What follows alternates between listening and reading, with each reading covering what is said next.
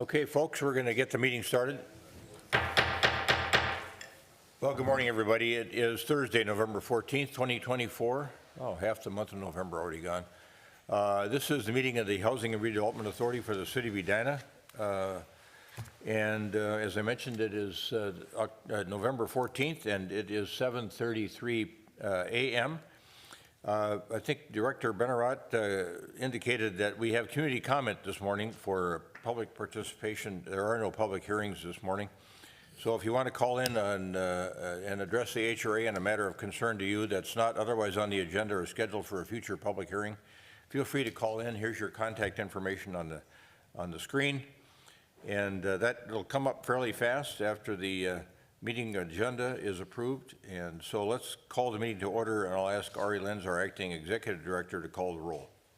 Commissioner Jackson? Here. Commissioner Agnew? Here. Chair Huffman? Here. Next is the Pledge of Allegiance. I pledge allegiance to the flag of the United States of America and to the republic for which it stands, one nation, under God, indivisible, with liberty and justice for all.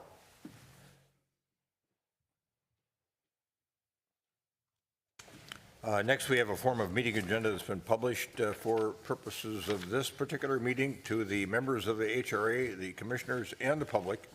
Is there anyone on staff or HRA commissioner that wishes to amend the meeting agenda in any form or fashion? All right. Hearing nothing, is there a motion to approve the meeting agenda as published? So moved. Second. Commissioner Jackson moves. Commissioner Agnew seconds the approval of the meeting agenda as published. Any further discussion? All those in favor of approving the meeting agenda as published, say aye. Aye. Opposed? Carried. Meeting agenda is approved. Now we are at community comment. If there's anyone in the audience or in the virtual world, stand by. We're going to ask residents of our community if they've got something they want to address with us that's not on the agenda today or scheduled for a future public hearing. If they want to address the HRA on any matter of concern to them.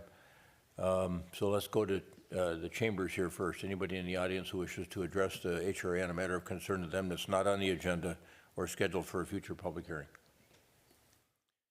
All right, do we have anybody online?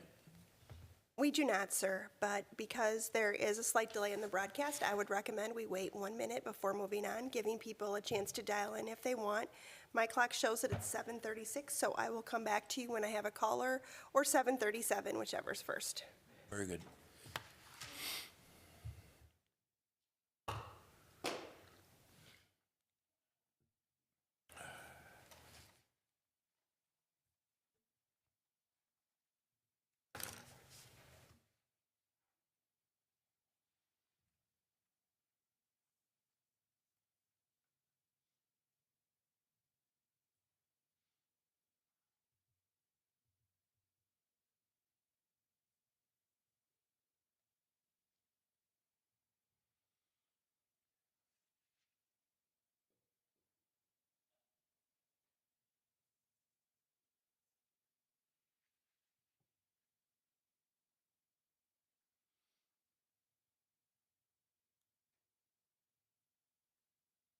It is now 7:37, and I still don't have a caller, so I think it's safe for you to move forward with the agenda. Right. Thank you. Our usual practice is following community comment, we have the acting executive director or our executive director respond to the community comments that were made at the prior meeting. Acting executive director Lenz, anything to report on? Nope, we've got nothing. All right, very good. We've got a consent agenda with a couple of items on it. Is there anyone on the HRA that wishes to remove an item from the consent agenda? Hearing nothing, is there a motion to adopt the items on the consent agenda in a single motion? So moved. A second. Member Jackson, or Commissioner Jackson moves. Commissioner Agnew seconds the adoption of the items on the consent agenda in a single motion. Any further discussion? All those in favor of adopting the items on the consent agenda in a single motion, say aye. Aye. Aye. Opposed? Carried. The items on the consent agenda are adopted. We have, next sequentially on the agenda would be public hearings. We don't have any public hearings, as we indicated earlier today. We have quite a significant amount of work to do in the reports and recommendations portion of the agenda. And the first matter in front of us this morning is the potential approval of TIF redevelopment agreements with enclave companies, DBA Enclave Edina, and Bill Neuendorf, our our economic development manager, will make that presentation, and we have folks here that can help assist us, including our public finance team and attorneys. Nick Anhut from Ellers and Jay Lindgren from Dorsey are both with us this morning that helped with the crafting, I think, of these three proposed agreements relating to the Enclave project. So I'm going to turn now to our Economic Development Manager, Bill Neuendorf. Mr. Neuendorf, welcome. Yes, good morning. Thank you. Happy to be here this morning. So today is the culmination of many months, in fact, going on 2 years of work. So a lot of the information that I'll present this morning you've seen before. There's not a lot that's new, but this morning we have the final redevelopment agreements for this redevelopment at the 7235 France Avenue site, currently occupied by the Macy's Furniture Store. So in your packet, you'll find, as promised, 3 legal contracts, about 300 pages apiece. There's been a lot of work involved to get to this point. We're not going to go through it in fine detail, but just rest assured we have the full team here this morning. If you have any questions, helping to prepare this has been Jay Lindgren and Will Elliott from Dorsey and Whitney.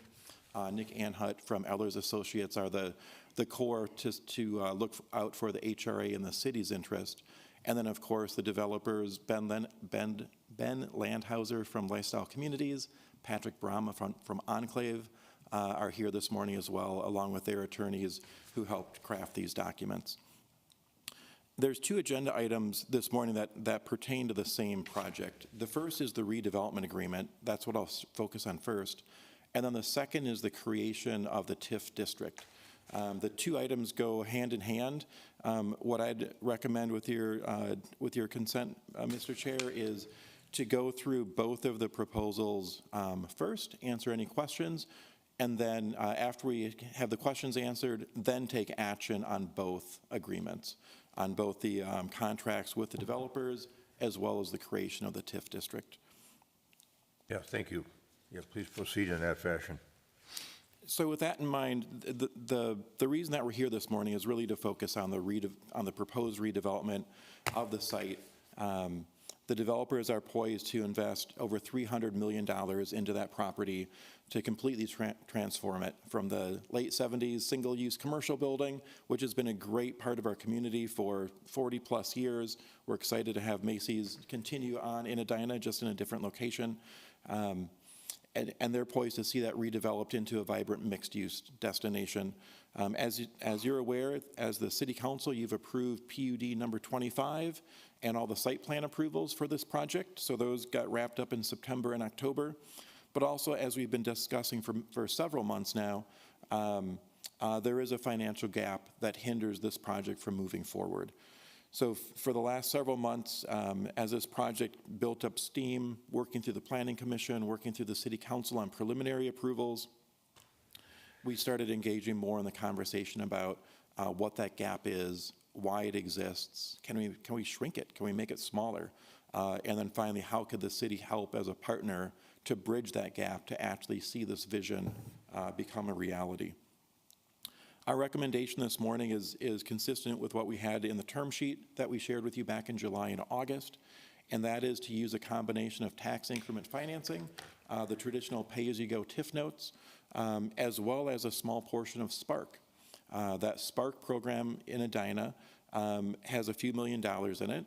Those are tax dollars that have already been collected. In 2021, the city of Edina and every city in the state received a special authorization to invest those dollars, but that special authorization ends next year. And so our recommendation is to tap into some of those SPARK funds to reduce our reliance on tax increment financing. So we'll go through that in a little bit more detail. As you pondered how to move forward this morning, I repeated some of the questions that we've discussed earlier in the year, and that's really regarding whether or not tax increment financing is appropriate for this project. This project, as you're aware, has evolved from March of 2023 is when the developer first approached the city with some concepts. Those concepts changed and evolved over time, but fundamentally, as the HRA sits this morning, you're not here as a regulator you're here as a financial partner to actually see this vision take place. So some of the questions that you might want to consider are whether or not this project delivers a suitable degree of public benefit. Is the use of TIF PAYGO notes warranted to allow these benefits to be achieved? We've also talked about other options in the past. For example, it is theoretically possible to not use TIF if we were to relax and waive a lot of the other city standards, affordable housing, sustainability, park fees, et cetera. But as we've been moving forward to craft these documents, it's our recommendation that we stick with all the standard city policies and use TIF and Spark to bridge these gaps and see this project happen. So there's been a lot of process to date on this site, term sheets, public hearings, et cetera. This morning, we're here to consider the redevelopment agreements, 3 separate agreements, and also to approve the TIF plan. Today, we meet as the HRA, so any action, any approvals here this morning are conditioned upon final approval next week at the City Council. So next week in the evening, on the 19th, we'll present the same information in that forum. Presuming the project moves forward with the approvals, they still have to finance it, they still have to build it, and then they still have to get all the inspections and whatnot. So there's still quite a road ahead for the developer, but it all is dependent upon the project getting financed. And after months of reviewing the materials, reviewing the financials, meeting with the developers, hearing from some of their investors and lenders, staff is convinced that there is a financial gap. Without the use of city involvement through TIF and Spark, we don't believe the project will move forward. So I've got renderings of the project. I'm not going to go through those.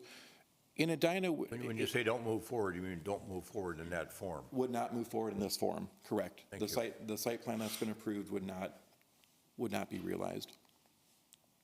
So in Edina, in addition to the state requirements, we also add another layer of refinement to ensure that anytime the city gets involved with public finance, that there's defined public benefits that are delivered.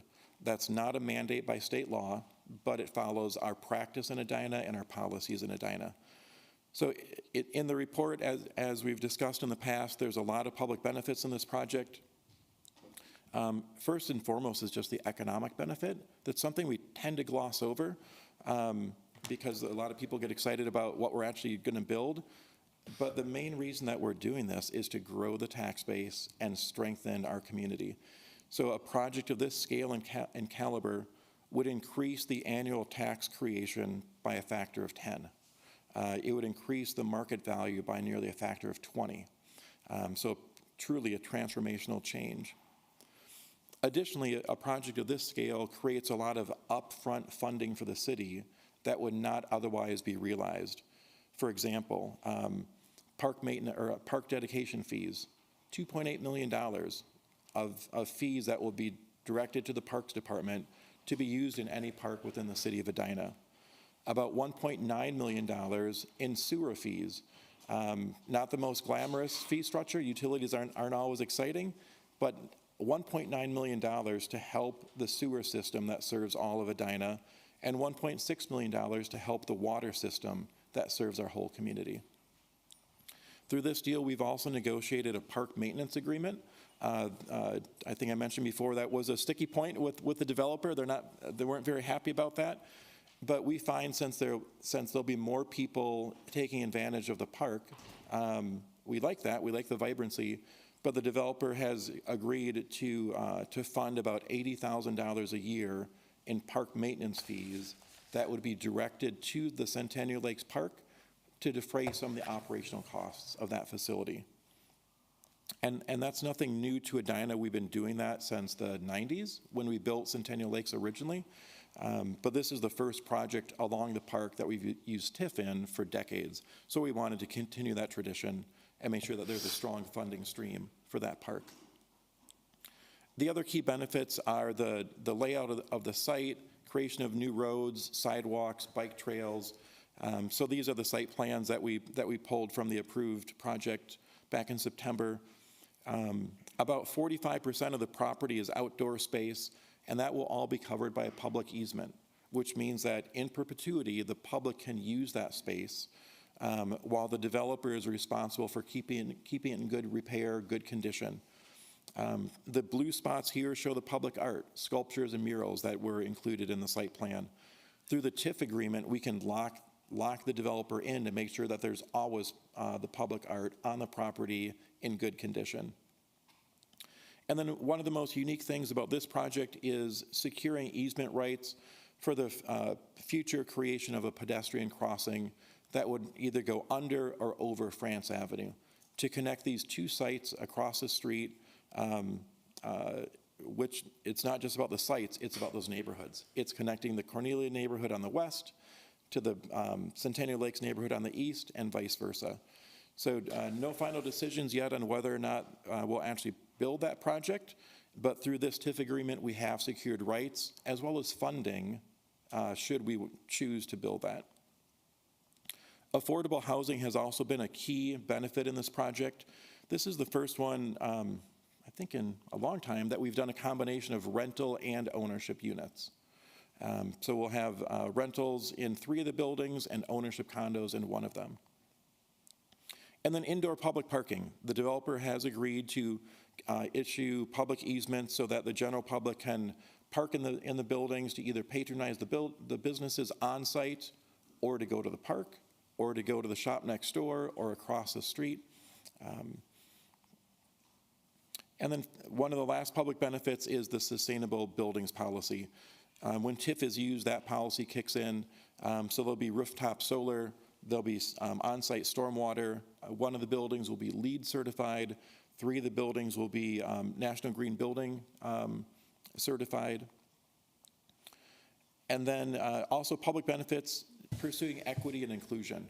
We've defined measurable goals for the contractors to make sure that people and businesses that are underrepresented in the construction trades have a fair shot of getting a job on this project. That extends to both the workers on the site as well as the subcontractors that would have a piece of the overall project. In the past, you've asked us to model other alternatives. What if we approved something else? What if nothing happened? I'm not going to go through that again unless there's questions, but let me back up. We talked about that in October with you. We had some early estimates that I prepared, and we had Ellers refine those estimates.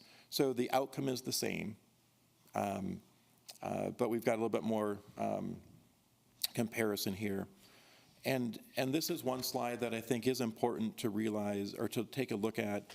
So this is the life of the TIF district, the 25-year district. The red bar on the bottom shows if nothing were to happen, that's just the slight inflationary increase of the value of the property. If everything were to happen, if the project gets built but without TIF, if we waive all of our policies, waive the fees, and actually build it without TIF, that's the orange bar at the top. If we build it with TIF, that's the blue bar in the middle. So certainly, if we would be willing to relax our policies and standards in Edina, it might theoretically be possible to build this. In October, the developer showed you a sketch of what that might look like. But in the 25-year term of the district, there definitely is a differential. We want to acknowledge that. We also want to acknowledge that the city is going to be here for longer than 25 years. When we build these projects, we're looking at the long-term impact of the community. And that's what this graph shows. So the left portion of this graph is what I just showed you. The differential, though, is look in the years after the TIF district expires. That's when the project with the affordable housing and all the public benefits, when that's delivered, even with TIF, just a few short years after that TIF district expires, the value of that project continues to grow and escalate and surpass a similar project that was built without TIF. So we find both in the short term and the long term, we're able to recognize not just the public benefits of the housing and the parking and all the public space, but also a long-term fiscal benefit to support the community. We've evaluated, as I mentioned, all the developers' financials. We've looked at that tax base growth. We've looked at the impact of the school district and the county and the state. We were also asked to look at the park maintenance fees and what would happen if we built the project with park maintenance fees or without. It's a very simple graph to chart. Without the use of TIF, without the leverage to encourage and ask the developer to do this, that's the blue bar on the bottom. We'd continue to get nothing.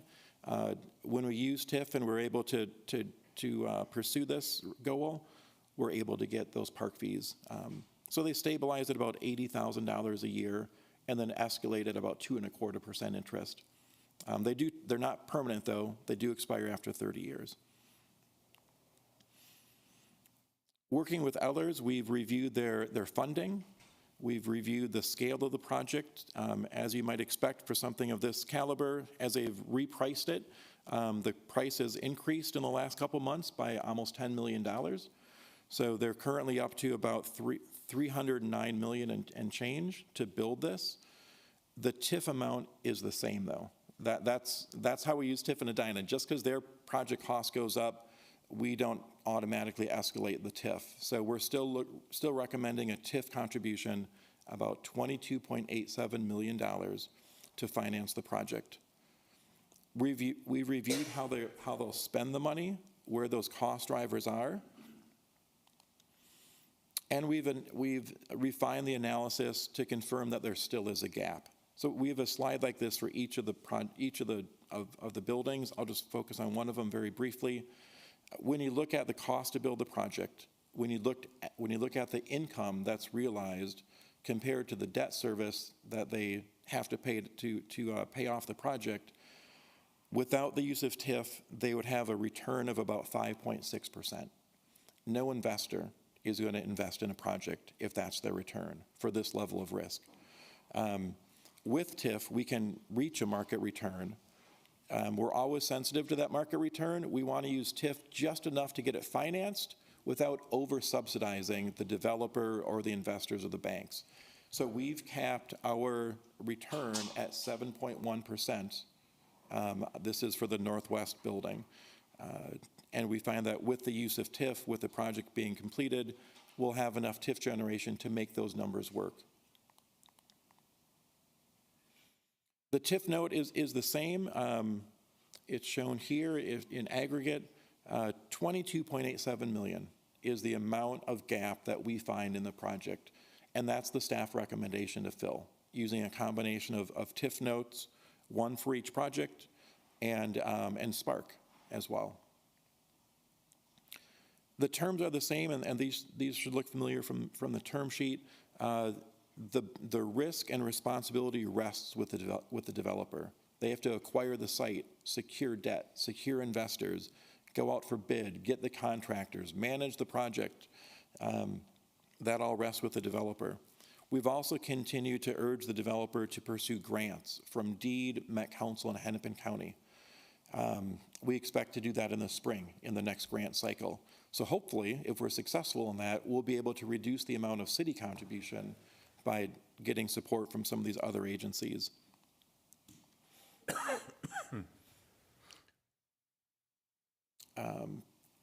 I want to take just a minute to talk about Spark. I gave a quick introduction, but we didn't talk about this a lot during the term sheet. I just want to make sure that that I talk through it thoroughly. So I mentioned earlier, those Spark funds are in a position where it's a use it or lose it situation. Those are tax dollars originally collected primarily from the Southdale 2 district. They're in an account, and we, as a city, we have until late 2025 to spend or invest those dollars. If we choose not to spend those, we return them to the county. Staff would far recommend that we keep those tax dollars here in the city of Edina rather than sending them to the county and the state. So at this point, we have just slightly over $5 million in our Spark fund. We funded 3 or 4 projects. They tended to be smaller. The biggest one is the Finch. We put about $2 million towards the Finch to build a new road to get to the park and the back of the properties. But even after those investments, we still have about $5 million left. So we want to make sure that we put that towards good projects that we feel have a real strong shot of getting built in the, before that deadline. So in this contract, we've crafted it so that the leverage and the choice rests with the city, not with the developer. So at this point, we estimate there'll be $1.5 million minimum available to support this project. Our intention is to use Spark once the developer gets their bank financing, and we know it's going forward. Our dollars would serve as equity, and they would go into the project during the construction phase. They'd be secured by a forgivable loan agreement. Dorsey and Whitney prepared that document just to make sure in case anything goes wrong, those funds are repayable to us, to the city. We also gave the city flexibility that in case there's more monies available, we have until midsummer next year to alert the developer that we'd like to use more Spark, and then they can adjust their equity investments as well. The key driver there is for every dollar of Spark that we use, it's one less dollar of TIF. And so that's what we're trying to do here is maximize the resources we have rather than run a risk of turning those dollars back over to the county. Once they go to the county, there's no assurance they'll be returned to Edina, right? They could be invested anywhere. Commissioner Jackson has a question for you, and I do as well on this slide. Yes, thank you, Commissioner Mr. Chair. So there's a lot on this slide. Yes. If you say that we are putting money in as equity partners, and it's structured so that if it's sold, it's a forgivable loan, tell me a little bit about the equity interest that the city will be getting. Yeah, and that's not how it works. Okay, So- yeah, I'm really foggy on Sure. what this is. So if we use Spark, well, normally Edina uses a TIF note, and that note is issued after the project is finished. And we can point to the shiny project, and it's there, and we know where the money's going. In this instant, we don't have that amount of time to use Spark. The right to use Spark expires in about a year.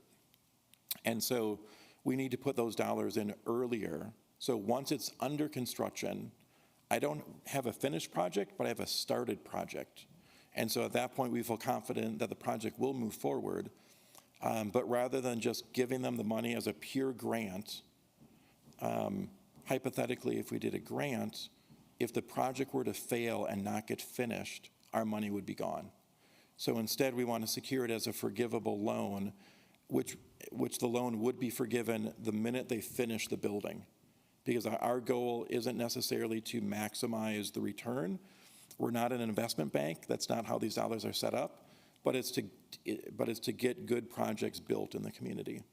So essentially, we would provide the funding to the project. There's no return. There's no interest rate unless they fail. Then there theoretically would be. Okay, so that's not answering my question. then maybe I missed your question. This is complicated. So a couple of things. First of all, will we have an equity interest in this project going forward? Not as an equity investor, no. So it will operate like a grant, even though it's not technically not a grant? Correct. Okay, so then in the Spark agreement or policy that we set up, I was under the impression that we wanted to actually use these larger amounts as loans so that those funds would recycle into future projects. So tell me how this is not a loan, and it's not structured as a loan, but how did we make that jump from preferring loans to, I'm going to call it a quasi-grant? Sure. And I might ask Nick Anhut to get into some of the details.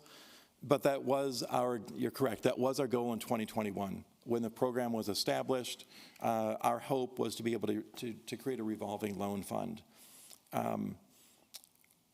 We've learned over time that the way the state law is written and the way that it's structured, that's not possible. And so it would have been great if it would have worked out that way, but maybe Mr. Anhut can provide a little bit more detail on that. But we've just found what we had hoped would work in that fashion won't work out. Thank you, Nick Reinhardt, Anhud go with ahead. Ehlers and Associates, and yes, we've combed over the statute, and as we understand it, it is derived from TIF dollars from Southdale 2, so it is still treated as tax increment dollars, and the state auditor has provided opinions about how they need to be restricted in their use. And so when you use these dollars for a project, if you use it as a loan, which is authorized, the dollars that come back need to still be returned and treated as if they were tax increment dollars. And so they would be restricted in their use and how you could apply them to other projects. You would also need to report on those activities annually, which also incurs some administrative burden and cost over time. So if it were structured as a loan, there would be a requirement that you continue to report on them, and then you would only be able to use them for specific activity related to the original TIF district, which was a economic development district in Southdale 2, and there would be a very limited type of project that you could potentially use those dollars to assist. The second point that I will add as well is that when you are lending money that needs to be repaid to the project, you're providing a benefit to the development, but you're widening the gap slightly because now they need to actually repay those funds. So we would not necessarily be able to stick to that original gap amount if you did structure this as a loan.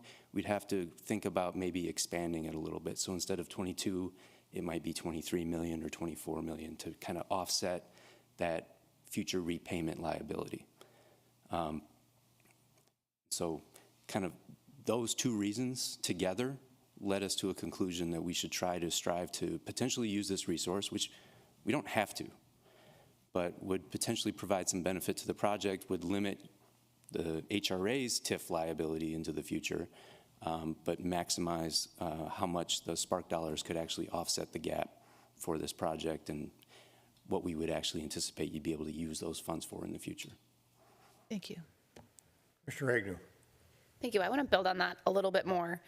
So if it were repayable, or we asked for it to be repaid, and it still had those constraints on it that you mentioned of needing to be applied within like the similar TIF district area, and we weren't able to do that, what would happen to that money? Would it have to just sit there, or does it get kind of re-collected in the way that it's outlined here on the screen? So normally under a TIF district, when you have funds that are left over, you potentially have the authority to continue to use them for the original purpose that they were applied. You need to maintain them within the funds, you need to segregate them, and report on their activities. There is increasing legislative pressure to return those dollars at that point in time, but the way the statute is written right now, you're actually able to hold on to them as long as you continue to report and be transparent about how they're being used. You can still hold on to them in the hope that you would have a qualified use in the future. But you do, again, need to continue to report on those activities, and it's actually a fairly lengthy and stringent reporting requirement. So I hope that answered the question. It did. Thank you. I have another broader question about Spark. And I do see kind of the flexibility here in the 1.5 to the 5 million, and I know we'll be talking about Spark later on as well. Are there any other projects in the pipeline that you've had conversations about that might be able to use these funds? And if so, do we still have that flexibility to invest into smaller projects between now and then determine how much to invest into these larger projects? We do have the flexibility. So at this point, there's no large project that we're aware of where we could invest the Spark money instead. We still have, the reason we gave a range of dollar amount, a few months ago, you authorized a small business forgivable loan fund, a small business grant fund, actually. I still hope to get another 2 or 3 of those done in 2025. So I've withheld some of the monies in hopes that I can find a few of those other businesses. I continue to promote that project and continue to reach out. The ability to use these monies is pretty limited, so I've only found one so far, but we'll keep looking. And I think by the end of the year, we can probably find a few other ones to support in that small business program. But at this point, we don't see any other big project that would be a better use of the larger amount. Thank you. The one I'm remembering is the Oak Crepe, and I love that type of work, investing into smaller businesses, revitalizing some of these areas. So would love to leave that option open as long as we can, and appreciate you continuing to garner interest into that. So thank you. So on your second bullet point under number 1 here, it says forgiven after each lot completed, and we know you've got some range of flexibility that you're requesting under bullet point number 1, but under bullet point number 2, when you say forgiven after each lot completed, do you mean that there's a portion of it forgiven after each lot is completed? Do you have it subdivided, or does each lot have to be fully completed and all 3 have to be completed before there's a forgiveness? Yeah, good question. So the way that we've written the language, there's a separate redevelopment agreement for each of the parcels: the northwest mixed use, the southwest condo mixed use, and the east. We're not sure which one is going to go first, and so we included the Spark option in each of those contracts. So theoretically, if the east buildings are built first, we'd probably direct the Spark funds to that project. So once those are finished, we would forgive it. In case one of the other ones goes first, we'd probably direct the funds to that one instead, and when that one's completed, we'd forgive it. Right now, the folks at Enclave and the folks at Lifestyle Communities are working their tails off trying to get multiple sites in progress at the same time. So it might be possible that we do half to one site and half to the other. There are so many options. We're not, at this point in time, I can't tell you which one's going to go first. But they would not have to complete everything to see those funds forgiven. It's really on a lot-by-lot basis. Okay. And Mr. Lindgren, you're satisfied that the language of the agreements cover that so that you have and staff has that flexibility? Mr. Chair, Commissioners, again, Jay Lindgren with Dorsey and Whitney. Yes, I am. And the other thing is we always have to keep in mind, it's been mentioned, but there is a December 31, 2025 fully expenditure of those costs. So that's why I think it's important to figure out which one goes first and make sure we fully utilize the Spark. And those 3 sets of documents, I think, cover it well. Mr. Anhut, could you come back up, because there was a question that came to my mind after my fellow commissioners asked you a couple of questions. So if you used an actual loan repayment mechanism and the loans were repaid before December 31, 2025, and because Spark requires that those monies be fully expended or be returned to the county at the end of 2025, my sense was that you were saying that there was a way to sort of pool those, if you would, and reallocate them to other projects beyond December 31, 2025, if it was a pure loan as opposed to a forgivable grant.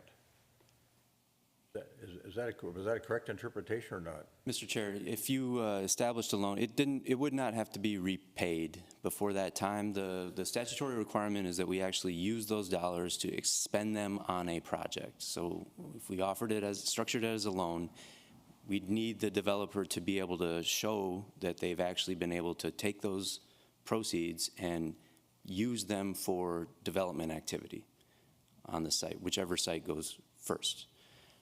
They'd have to do that by December of 25. You could have a loan outstanding and repayable over time after that point, but any of the dollars that come back in repayment in that loan are still considered tax increment dollars that need to be returned to the original TIF district. And so we'd have to segregate and set up a fund that doesn't need to exist at this point in time anymore, and keep it open until those funds are fully repaid. We'd have to report on that liability, take those dollars in, and then those dollars that come back can only be used for qualified costs of the Southdale 2 TIF district as it was originally intended. And that's a very limited, narrow view of type of project that we would potentially use this. So this was a temporary allowance given by the legislature because of the pandemic and the lingering effect of all the impacts to the financial markets afterward. There was a lull or an inability to finance development projects. And so the legislature gave cities across the state this authority to leverage existing TIF dollars, in a way that they otherwise would not be able to do. And so that's what we're trying to take advantage of, but we need to understand that if we set it up as a loan, the dollars that come back are not going to be able to be used that way anymore. They're going to have to be, as originally intended prior to the legislation, restricted to Southdale 2 and its activities. All right, so and this may take us full circle again, but as the three of you, this, what I would call a really first-rate public finance advisory team, economic development director, and incidentally, I thought the work was just superb. The presentations, the agreements, as I went through all the materials, I thought really this was really superior work that was done on behalf of the city of Edina. So you must have thought about all of these things as you were deciding that this should be a forgivable loan as opposed to the straight loan with the possibility of having some of the money come back into a TIF district after December 31, 2025. How did you come to that conclusion, I guess, is what we would all want to know, because that'll help us understand better what to do. Sure. A couple reasons, and it's really, they're all pragmatic, quite honestly. So it certainly was compelling to consider becoming an equity investor into this project. We've not done that before, and we don't know another community that has, so we'd be charting brand new water, and we needed to get this project done by the end of the year so they can meet their closing deadline. So we weren't confident that we'd be able to figure all that out in the window that we had. The other time constraint is really that 2025 deadline. When we first started the program, we thought we could pledge the dollars by 2025, and then maybe they're spent in 26 or 27. And in the last couple of years, the state auditor's office has made it very clear, no, the dollars are spent. If they're not spent out the door in someone else's, in some contractor's pocket, paying their employees and their suppliers, you can't use the money. So we wanted to be sure that we don't run the risk of losing the dollars. December 2025 is 13 months away, and all these projects take time. So we felt that the best use of these dollars was to ensure that they get invested here in Edina. Since we have also been talking about these public improvements, the pedestrian crossing and things like that, the other thinking was if we can rely more on Spark and less on TIF, that creates more TIF options for the community in the future. So it's just those pragmatic reasonings. It would have been fantastic to do an equity deal. We don't want to risk it at this point. I see you, yeah, you kind of leaning into the microphone there. Maybe you had a supplementary comment. I just would also comment that I think it provides a little bit more bang for the buck than we otherwise would have been able to get out of those dollars. So as I mentioned, a repayable loan, we would actually think that we'd need to maybe offer a little bit more to get to the same place. Yep. I also think that we want to be careful about thinking about equity investment in a project. When you're an equity investor, you're also exposed to the downside of the project, whereas right now, we are not, right? It's all incumbent on the developer and the owner of that property to maintain it and operate it as a successful property. An equity investor would be part of that responsibility and have to maintain and maybe be exposed to years when it's not paying for itself into the future. And so thinking about those types of things, it seemed like a much more consistent role for the city to offer this as a forgivable loan. It's somewhat akin to what we did with the theater. Very similar. We loaned the money to build out rebuild the Edina Theater, and then if they stayed in operation a certain number of years, portions of the loan were forgivable. That's exactly correct. And the key thing there is the community loved that historic sign, but we didn't want to get involved and get into the headache of fixing it and repairing it. But the owner was willing to take that responsibility. Commissioner Jackson's got some follow-on here, I think. I've got some unrelated questions, so I don't want to interrupt the conversation about this portion of it. Okay, but related to the presentation. Oh, yeah, absolutely. Okay. Yeah, I think that's fine. I think we're probably done with Okay, this yeah, great. particular subset. So I just want to make sure, talking about the underpass, if we decide on the underpass and we want to pay for it with TIF dollars, will we need a new TIF district, a new TIF agreement? Tell me a little bit about the process for getting to that, to pay for that underpass, if we decide on it. Sure. So if we do decide to move forward with that underpass or any similar kind of improvement in that area,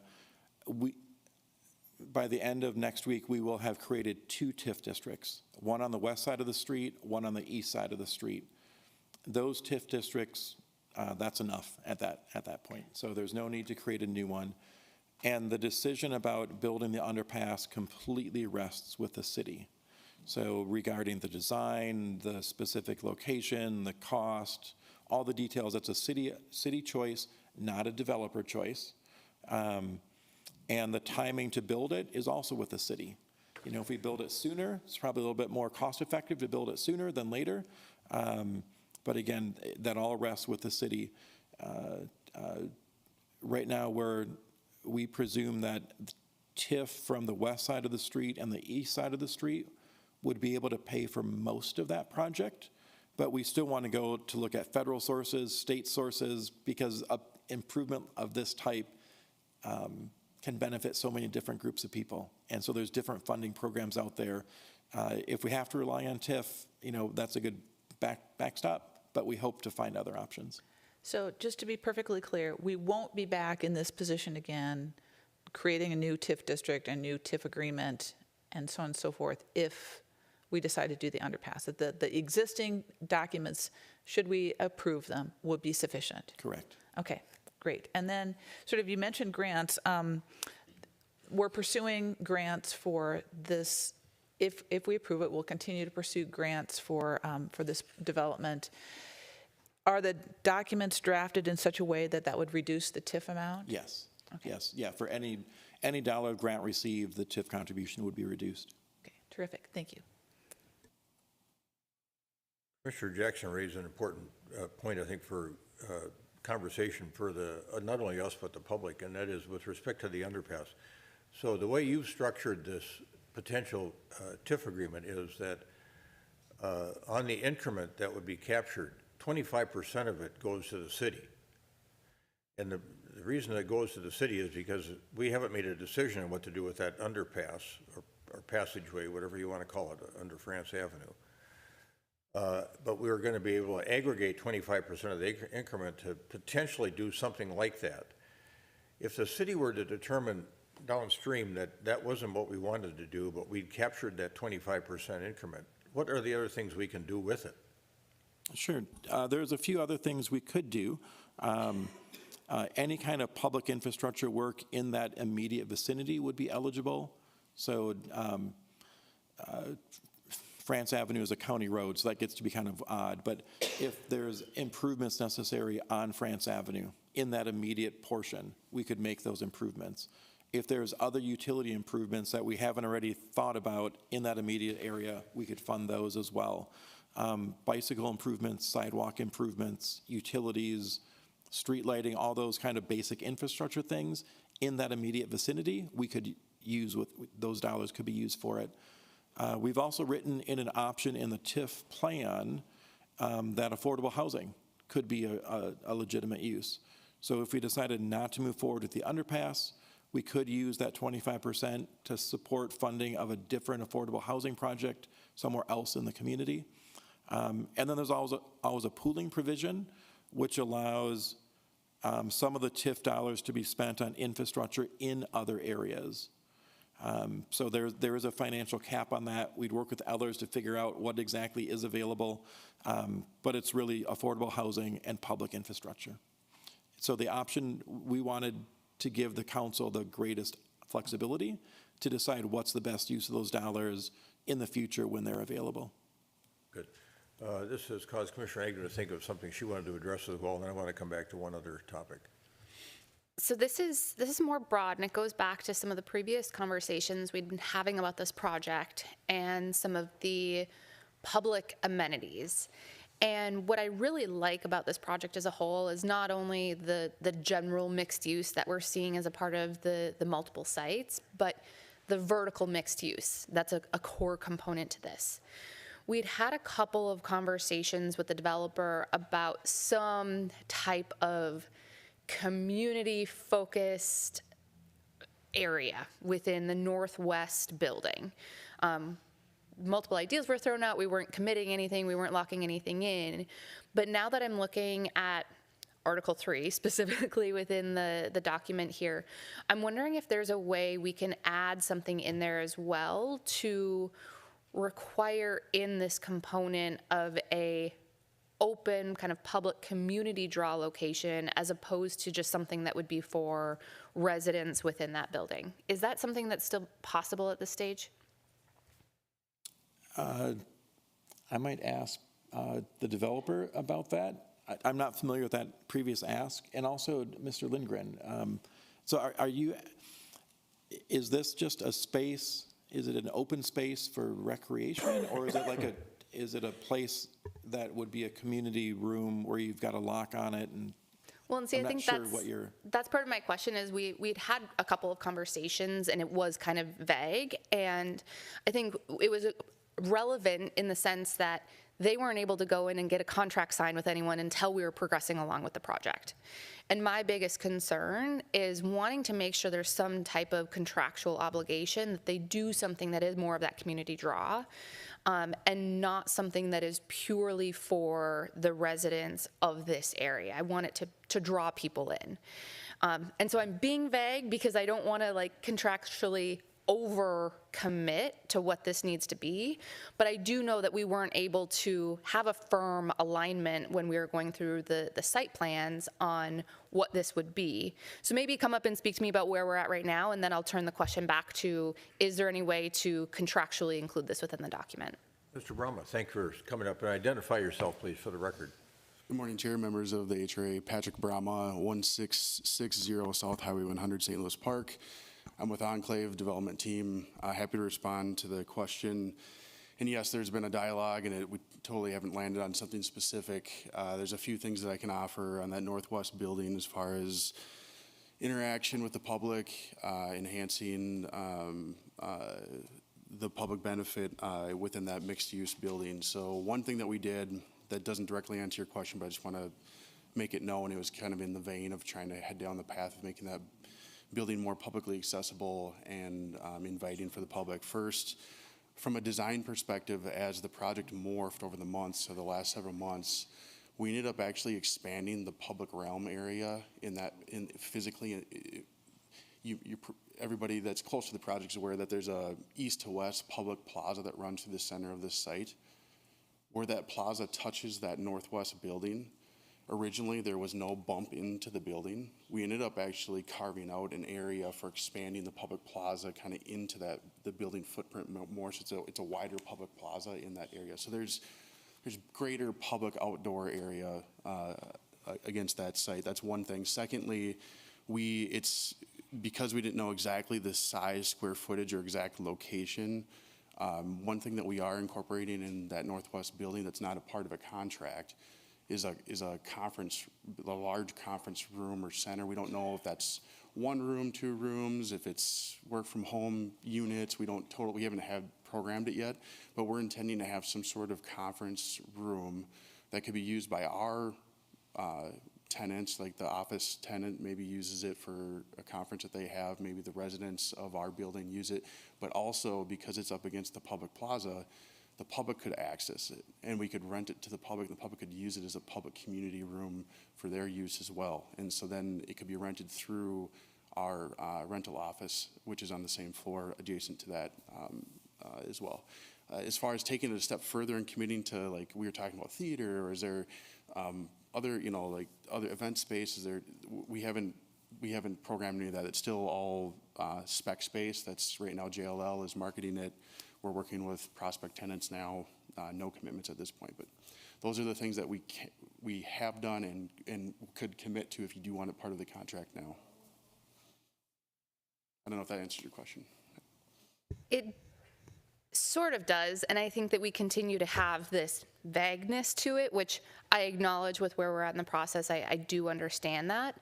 But it's also why I want to have something written in there that is requiring some type of use. And I feel bad because I'm not being able to be like as prescriptive in what I want to see, nor do I think that I should be.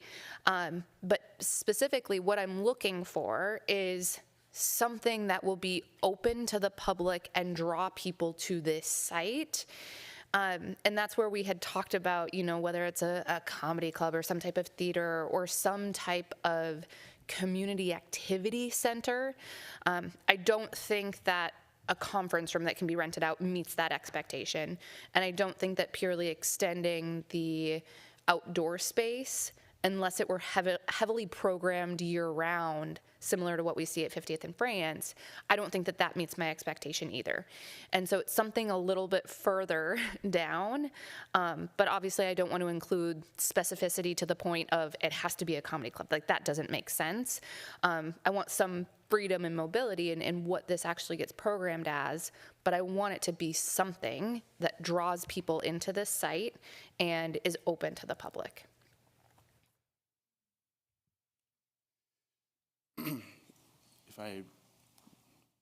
All right, let's think about it this way.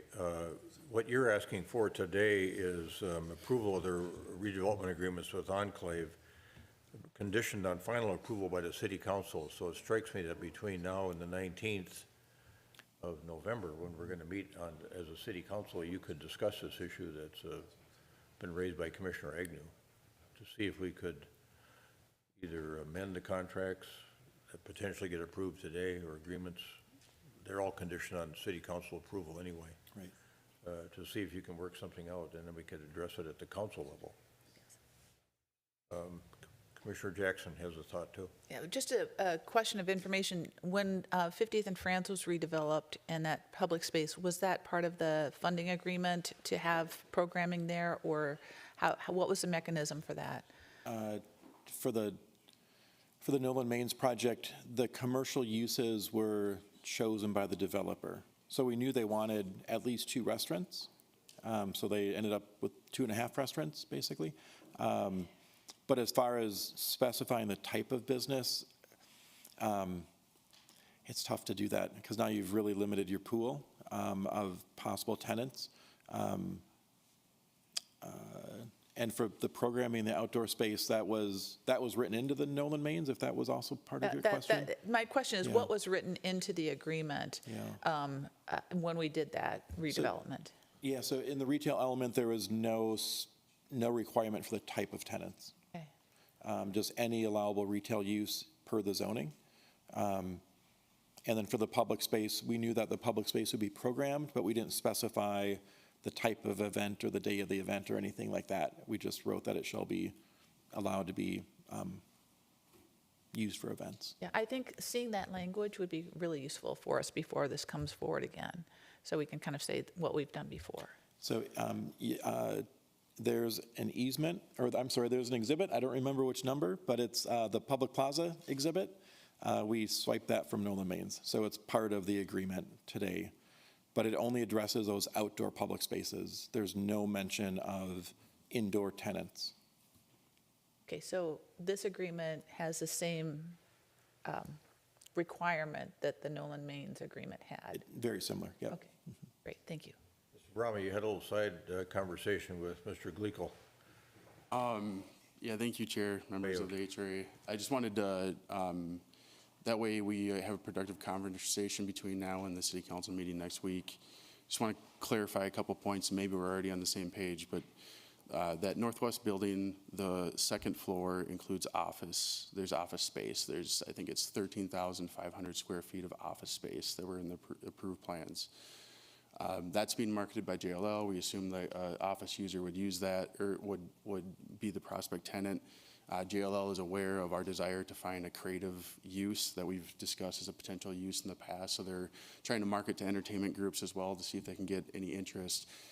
There's also 5,900 square feet of first floor retail commercial space. Again, JLL is marketing that. Perhaps there's a user that would take both floors. Maybe there's a creative use. Maybe it's a club.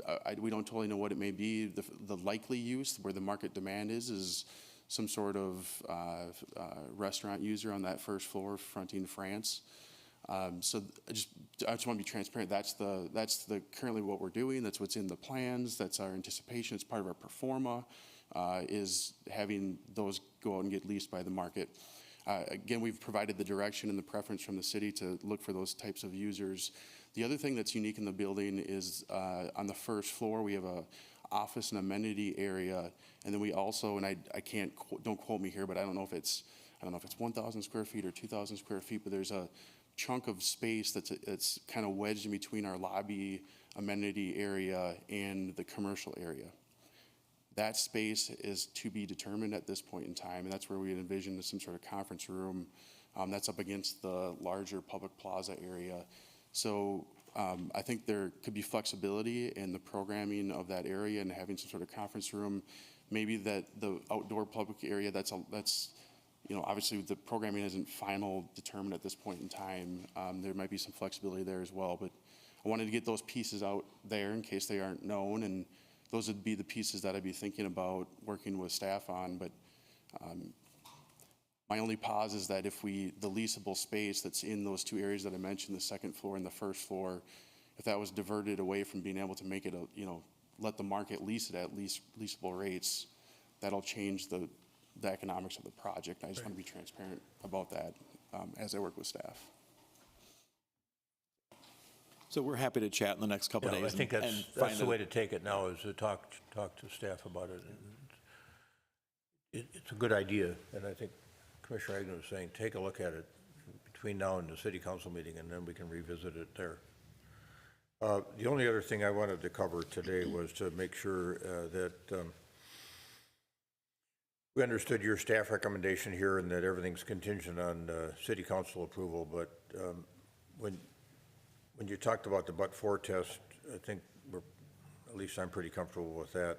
But just to revisit one more time, the key question I think you had in your memo, and that was, does the completed project deliver a level of short-term and long-term public benefit as defined by city standards, guidelines, and policies that warrant the use of tax increment financing? And then you had an extensive list of public benefits that would be delivered by the developer as a result of this project. And I think those are all either in your memo or in your slide presentation. And then you also had some key elements I thought that were important to consider that we don't normally see. And that is one of the things we've been worried about is how are we going to continue to finance that beautiful Centennial Lakes Park and make sure it stays in great shape. And I thought the bar graph that you had that showed the fiscal benefits, the citywide park dedication fee that will amount to almost $3 million, and the Centennial Lakes Park maintenance fee of 3.21 were really important considerations here as well in terms of public benefits. So I don't know if you'd want to revisit anything relative to public benefit at this point in time, but as I look at your memo you went through, maybe I can help you a little bit. Compliance with site approvals, compliance with sustainable building policy, creation of new rental and ownership affordable housing units, creation of new outdoor public realm spaces, including roadways, sidewalks, bicycle trails, landscaping, streetscape, and public art, coordination of site plan with future France Avenue pedestrian crossing, creation of new covered parking stalls, public parking stalls, and those number, what's that total number in all those buildings? Remember? About 140? I was going to think, that was in my head, was 140 exactly. Yeah, delivery of permanent public easements at no cost to the city, pursue goals to contract with disadvantaged businesses and hire capable workers who tend to be underrepresented in the construction industry. And then those annual payments in support of the park maintenance fund, and then those upfront payments on the city's park fund, sewer fund, and water fund. And there are additional benefits as well, like funding for potential bicycle and pedestrian crossings. So I take it all of that led to you making the recommendation from a staff standpoint. I want to make sure that's clear too, that you recommend that the HRA approve the redevelopment agreements with Enclave, Edina LLC, and Lifestyle Communities LLC, conditioned on final approval by the Edina City Council. Is that correct? Correct. That whole package of benefits is what led to our recommendation. And then the same thing with motion to approve Resolution 2024-07, establishing the 72nd and France number 3 tax increment financing district, again, conditioned on final city council approval. Correct. Okay. Same recommendation, same project. That cause either of the commissioners to have any further follow-up? Commissioner Jackson? Yes, thank you, Mr. Chair. So in the past, the TIF agreements that I've approved have included something beyond the four corners of the property. And I think it's very important to point out that this was designed in order to accommodate the underpass, and then, as you mentioned, Mr. Chair, the money for Centennial Lake. So that's a very important persuasive thing for me, to have that benefit beyond the four corners of the thing. So for future developments, when they come to us, I hope that that is what's in people's mind, that it isn't just to build the thing, but also to improve the overall city. Thank you. I think we'll take these separately. First of all, is there a motion to approve the tax increment financing redevelopment agreements with Enclave Edina LLC and Lifestyle Communities LLC, conditioned on final approval by the Edina City Council? So moved. Commissioner Second. Jackson moves, Commissioner Agnew seconds. The motion is stated. Any further conversation about the motion? All right, all those in favor of adoption of the motion as stated, say aye. Aye. Aye. Opposed? Carried. The motion's approved. Is there a motion to approve Resolution 2024-07, establishing the 72nd and France number 3 tax increment financing district, again, conditioned on final approval by the Edina City Council? So moved. Second? Commissioner Jackson moves, Commissioner Agnew seconds. The motion is stated. Any further conversation on the motion? All those in favor of adoption of Resolution 2024-07 by motion, say aye. Aye. Aye. Opposed? Carried. Motion to approve Resolution 2024-07, establishing the 72nd and France number 3 tax increment financing district is approved based on condition on final city council approval. And just a final comment for you, Mr. Neuendorf.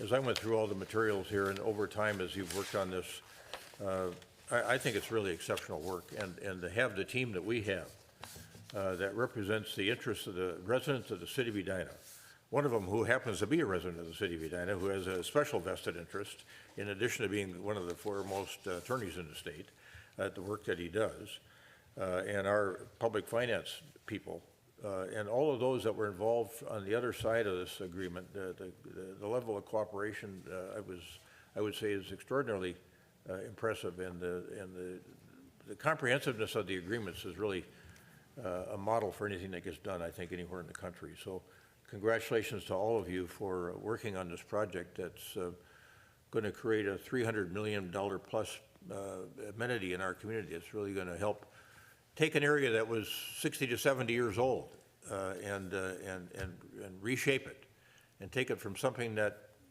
could have been average to something that's really going to be exceptional. So thanks for all that. Good work. Now, we're not done. We've got one more matter here, and incidentally, the city, we're going to reconvene here as the city council and canvass the vote when we're done with this meeting. And the other matter we have before us this morning is 7200 France Avenue South. Staff has been working with the developer there on some of the financing issues and the loan agreement. And Stephanie Hawkinson, our affordable development, housing development manager, will present. And we've got some folks here to assist if we need answers to questions. Yes, good morning and thank you. And I'll try to be fast because I realize that we're running short on time. So today's request is to authorize staff to engage Dorsey and Ellers to prepare Spark agreements and all the corresponding loan documents for 7200 France. This is also, I'm also requesting approve a deviation of the affordable housing policy to allow for 8% of the units to be affordable, but in perpetuity. Instead of 15 or 10% of the units being affordable for 30 years, having 12 units be affordable forever. And this is also to engage our consultants to draft a first amendment to the existing 7200, 7250 redevelopment agreement to reduce the percentage of increment being pledged to that. So why today? And this graphic was prepared by the Twin Cities Housing Alliance because it's been brought up about the whole issue of site plan approval versus funding and why that order. And so they created this graphic when they do trainings that developers don't know what's being approved, so they don't know the final costs. So during the site plan approval process, sometimes more articulation is requested, or greater setbacks, or more glazing, or there's something that could be added to as a condition for site plan approval that affects costs. So often projects, the general process is you go through the site plan approval process, then you know what your project is, and then you can establish what the costs are. So this was recently, the site plan was recently approved.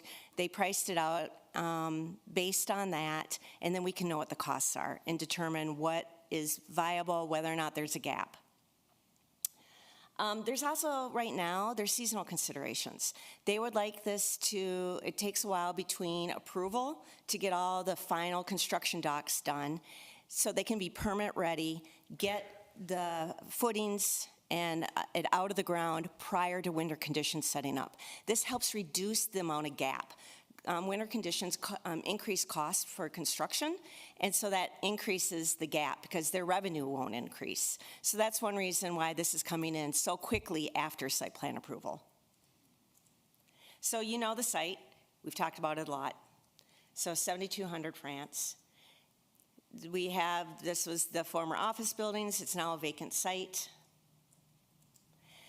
The public realm improvements were approved previously. They were approved in April of 2023 with the approval of 7250. So all those site improvements, the site plan, all that has been previously approved. This was at the time an empty box. Part of the what was been approved, there are two TIF notes for 7250.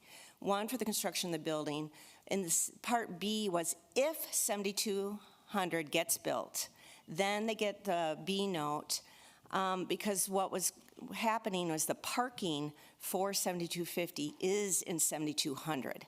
So it helps offset that. Plus you have the increment, you need the increment from 7200 to help support the TIF and the redevelopment agreement for 7250. So even though this is a separate project, it is very tied into one that has already been previously approved.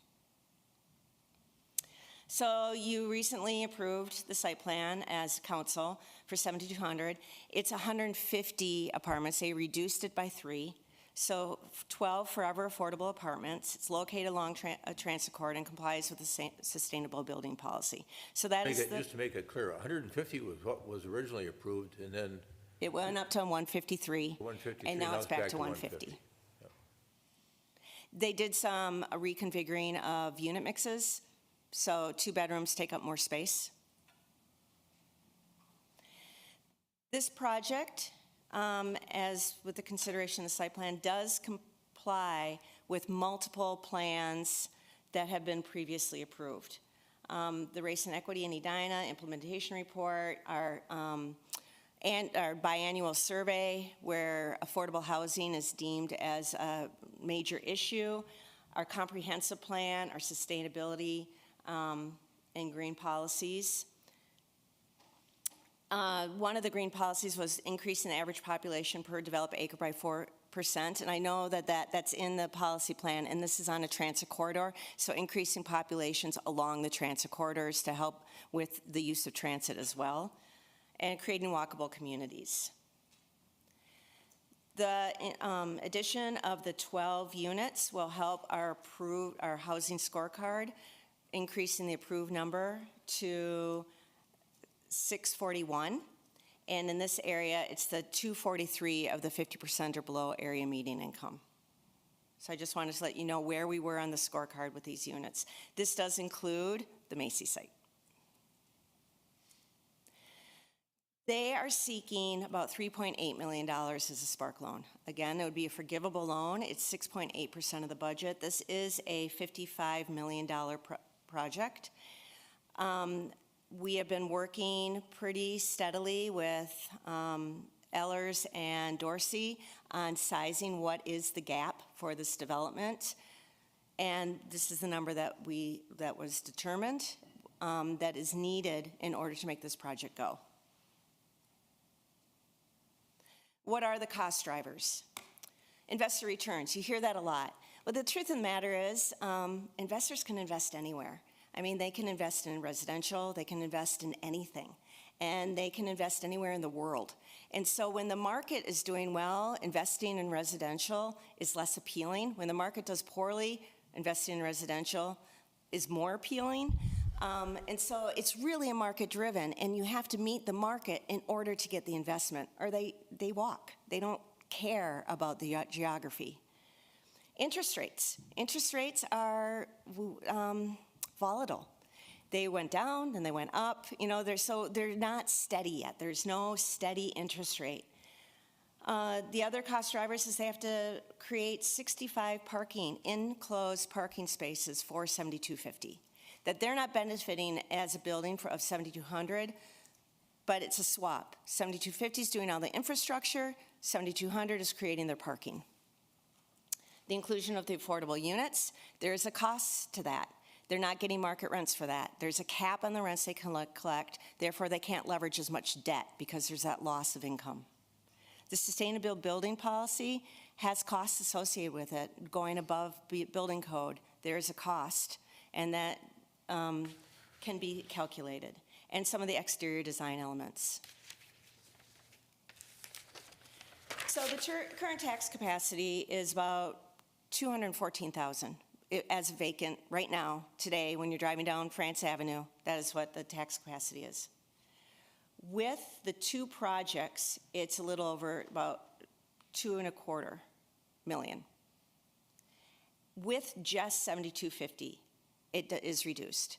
If the site at 7200 remains a parking pad, the tax collected on that area that would help serve the pre-approved TIF district is reduced.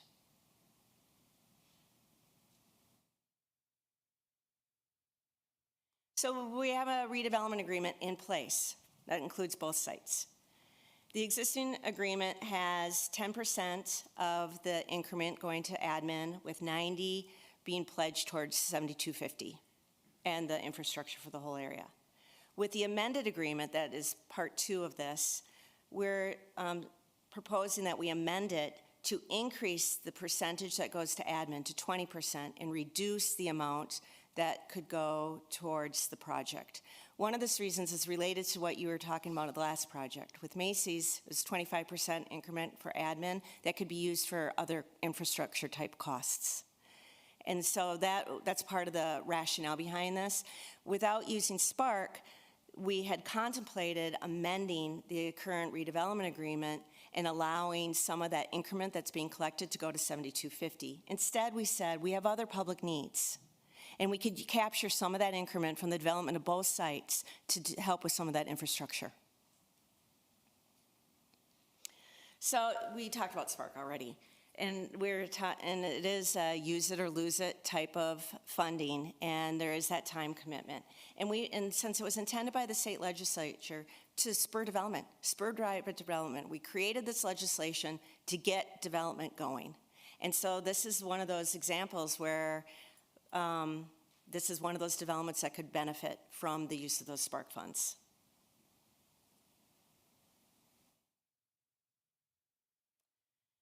And, you know, I prepared this before seeing Bill's presentation. So requirements of Spark: new construction must create jobs, even construction jobs, and it must not be able to proceed without public financing. Without that close to $3.8 million, this project will not move forward. How have Spark funds been used? There was about 9.3 in the pool, and we have the Edina Theater, the Innovation Lab, small business grants that Bill did mention, the Finch, and now this, and then the 1.6 that would be going to Macy's. If this project is not approved, it'd be that 1.6 plus this 3.8. Loan terms it would be forgiven.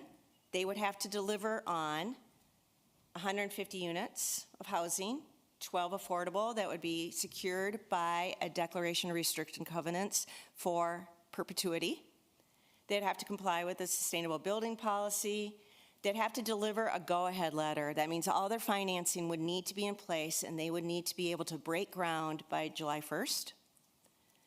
We deposit the spark funds with an escrow agent. So during the construction period, they would do draws, we'd evaluate the draws and pay from the title company, who would collect lien waivers, make sure all the due diligence was done and the work was completed for that draw. They would have to supply a certificate of completion that the project is done. We would true up the costs.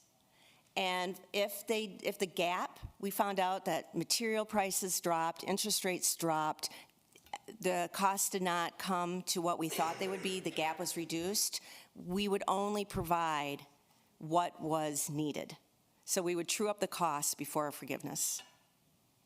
And there'd be a recorded declaration of restrictive covenants for the affordable units. So that, with 5 minutes for discussion. What I'm asking again is to support our ability to go ahead and draft the documents where we could answer some of these questions more deeply with the documents. We would like to come back in December with some documents for your approval. Commissioner Jackson. Yes, thank you, Mr. Chair. So just to be clear, the compromise that's in here is to reduce the number of affordable units from 15 to 12 per our policy, but to make them affordable in perpetuity. Is that correct? That is correct. Okay. And then so this will work very much like the loan we just talked about. It's a forgivable loan with the same mechanisms as what we just discussed. Correct. Okay, I think that's it. Commissioner Agnew, any questions? Yes, I do have one. So I took the total amount of the Spark component, the 3,700,000 and change, and divided that by 12 for 12 units, and came up with approximately 314,000 per unit. Correct. How does that feel to you? That, from a math perspective, that is correct, and that would be high for an affordable unit. It's not just the affordable units. It's the 65 parking spaces that they are creating for 7,200 is also included within that. And the fact that there's, for the project as a whole, there's a gap. There's a gap. They can't, the numbers don't work, in part because of the parking spaces for 7,200, in part because of the affordable units. The gap created by the affordable units is not the 3.7 million, in part because of the sustainability policy.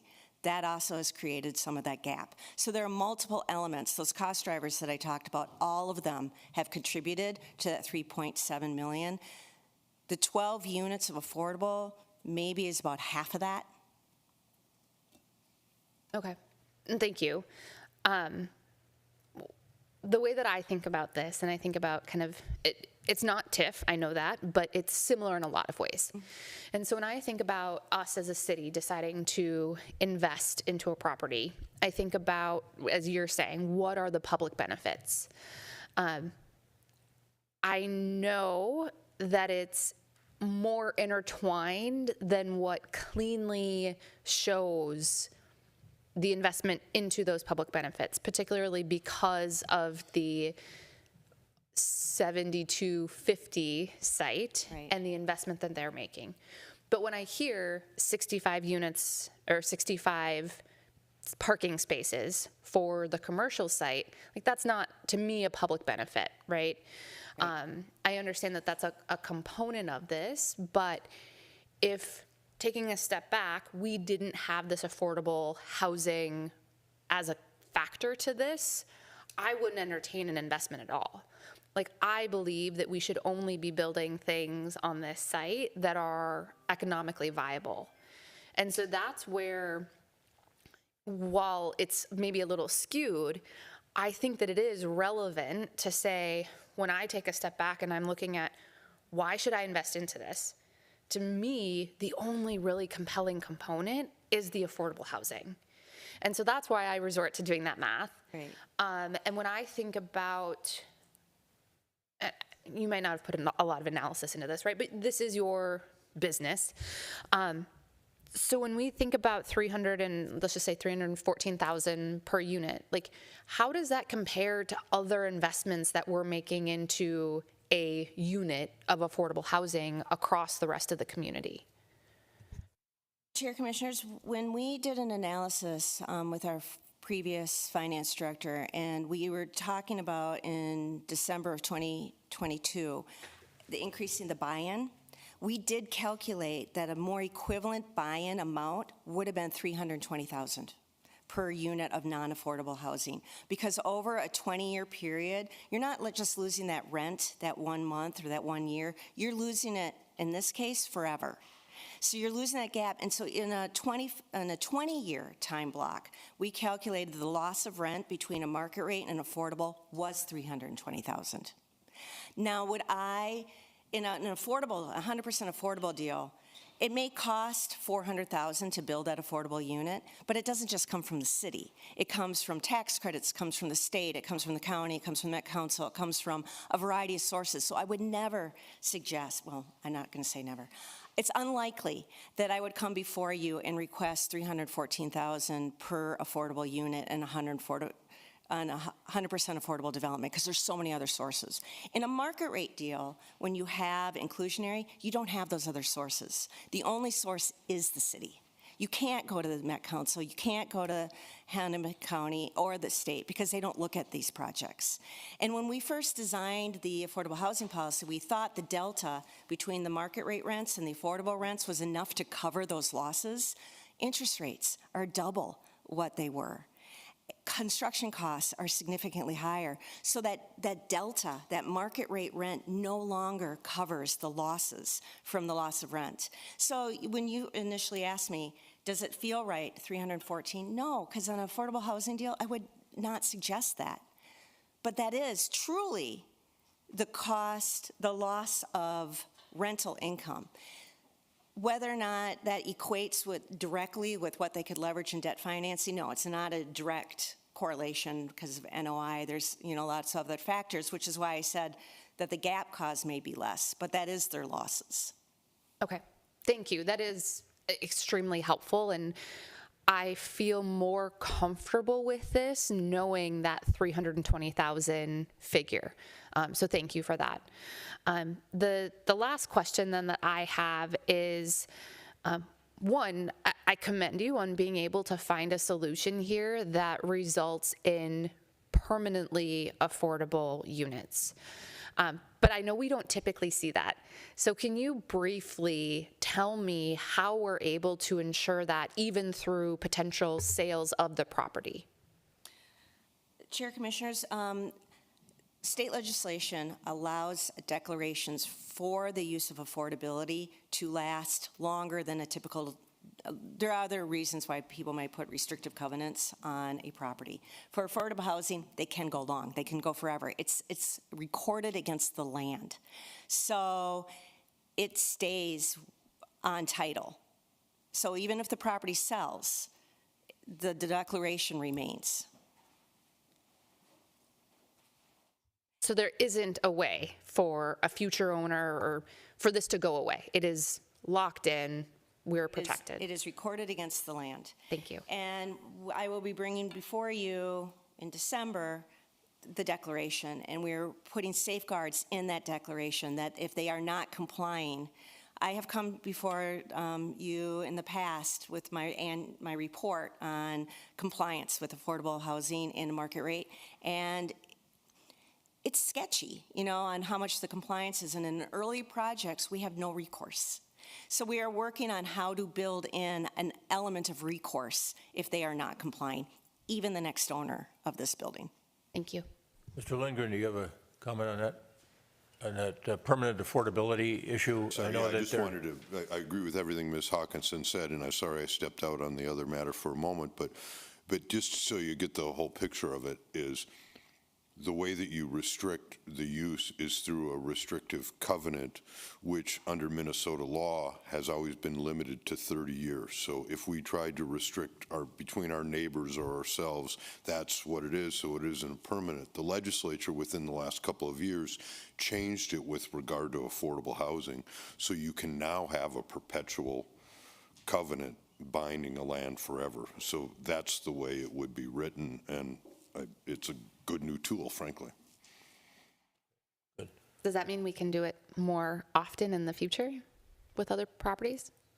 Chair Commissioner, legally we can. It's costs money. It's expensive to keep a project with reduced rents forever, and it creates a hindrance on the owner if they wanted to sell, because it is saddled with this restriction forever. So it's a negotiating tool. So one thing I think it would be worth talking about is to take a step back and look how we got here and what the commitment was on TIF, because I think this would be important to the analysis of the overall potential approval. And that is that I think there's roughly 11.2 million in TIF that's already been approved for this project. Is that correct? Chair, Commissioners, it's 7.5 million in the first note, and then another 1.6, so it's a little over, oh, excuse me? I'm wrong, 7.5. I am going to refer to Nick, because I don't have my numbers straight. Yeah, so I think we need to frame up, because where we're heading in this direction, where I'm heading, is that we had a number that was approved, and we're trying to reduce that number of tax increment financing reliance by using spark funds that are use it or lose it.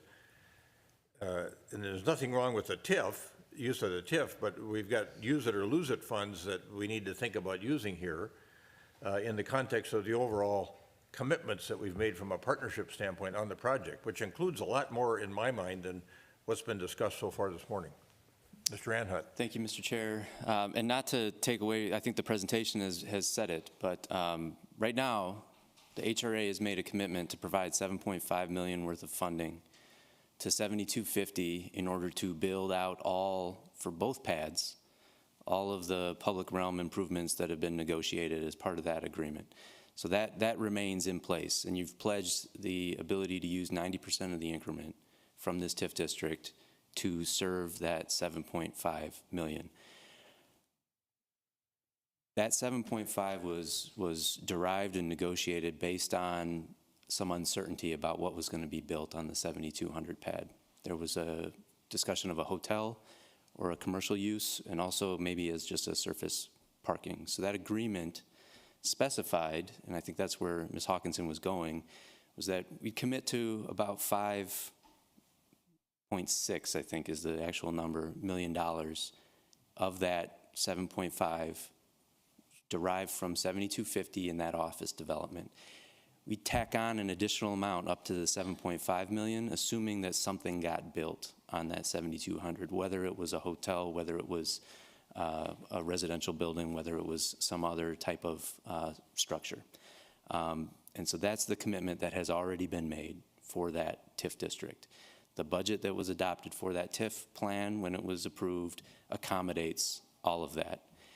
Right now, with an actual certainty about a residential build on that, the dollar value that's potentially available within that TIF district is much higher, up at the $11 million figure that you're referencing, Mr. Chair. And so the decision, I think, is to decide whether or not we need to maybe utilize that tool to help service this development, or potentially use a different form of financing through the Spark program to alleviate the need to increase the TIF for this project.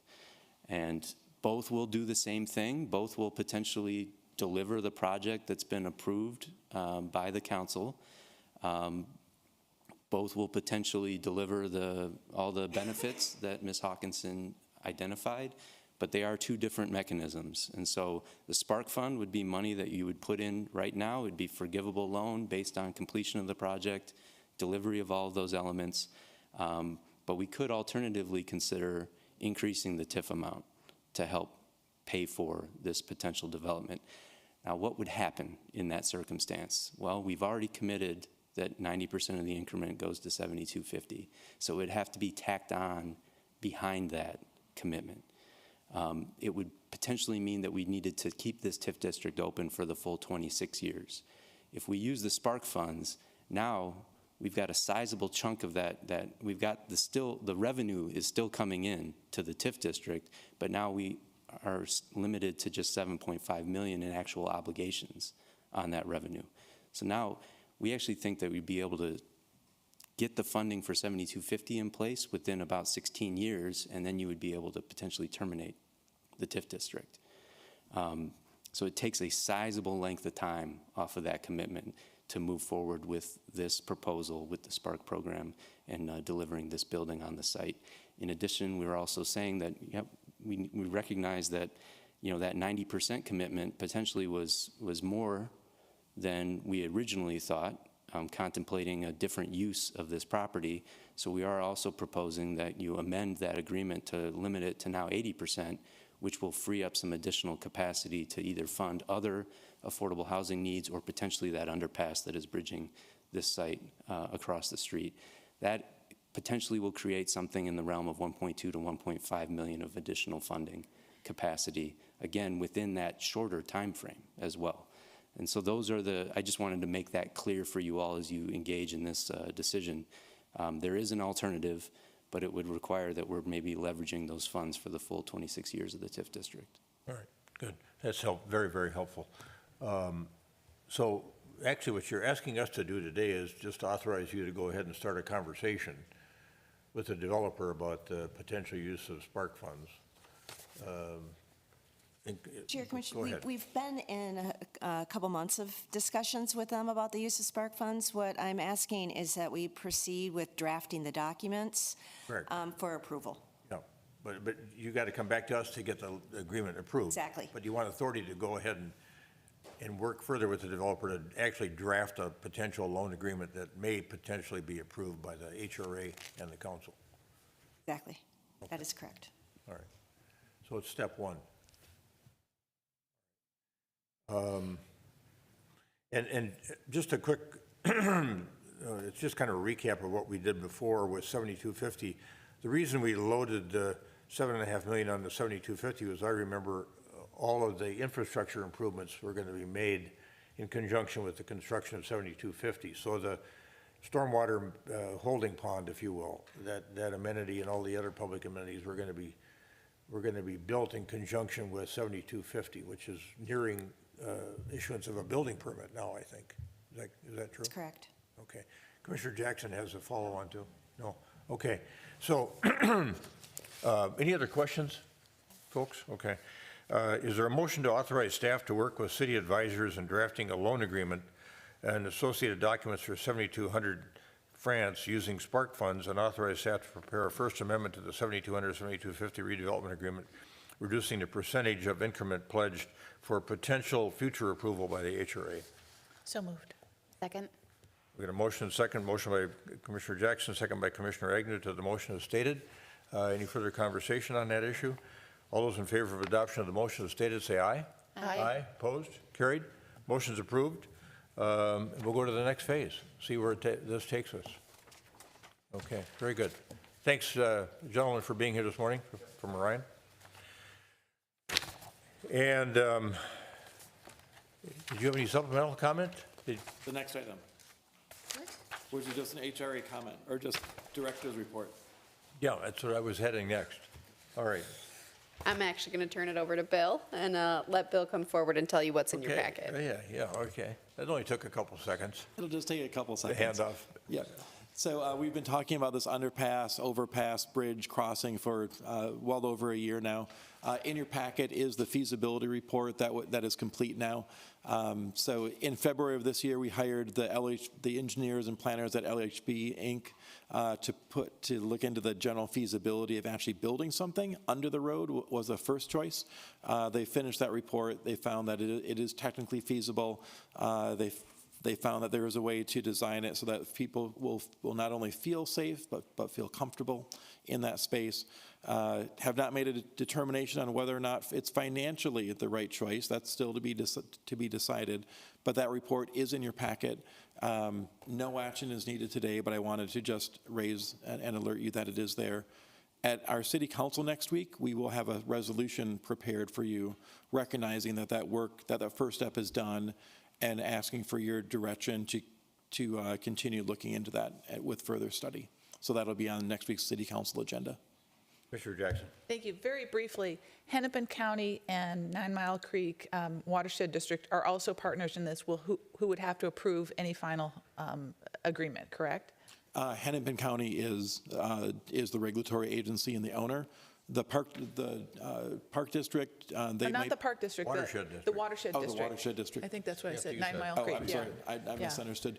I think there's a permit we need from the watershed district, but they Okay. don't have, they issue permits for everything, so. Okay, so yeah, safety, water, engineering have not just us, but those agencies looking at it as well.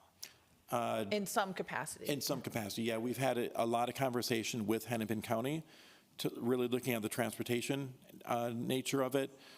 So that's what has shaped where we are today. They did put some constraints that we were hoping that we wouldn't have to live with, but they were very clear that there are some constraints. And we've looked into the general geology and hydrology of the site, but we haven't applied for any permits or anything of that nature. That would all be forthcoming. Okay, thank you. Anything further? Acting Executive Director? Okay. Mr. Norf, would you send me that feasibility study independent of the, Sure, happy to. thank you. We'll also have it posted on the Better Together webpage. Oh, good. That's a good idea. All right. Anything further from HRA commissioners? All right. Is there a motion to adjourn? So moved. Second. Commissioner Agnew moves we adjourn. Commissioner Jackson seconds the adjournment. Any further discussion? All those in favor of adjournment of the HRA meeting this, 14th day of November, 2024, say aye. Aye. Aye. Opposed? Carried. HRA stands adjourned, and we are going to reconvene in a couple minutes as the city council to canvass the vote of the November 5th election.